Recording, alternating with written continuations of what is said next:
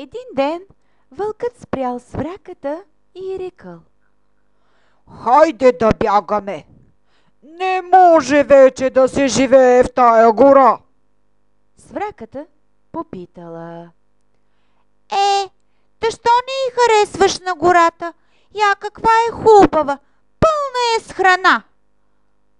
Абе, гората е хубава, ама нали виждаш, че всичко е ревнало против мене?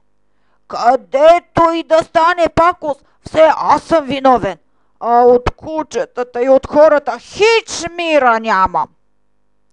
Свраката попитала пак: А къде ще идеш? Вълкът рекъл: Ще ида в друга гора, дето никой не ме познава и където хората са добри и псетата са кротки. Ами, като идеш на друго място, куме, ще се оставиш ли тук навика и зъбите? Вълкът рекъл: Брей, ти си била много глупава. Къде се е чуло и видяло навики зъби да се оставят?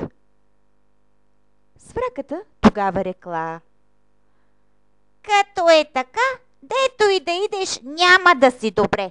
Навикът ти е лош и зъбите ти са остри, та за това и всички викат против тебе.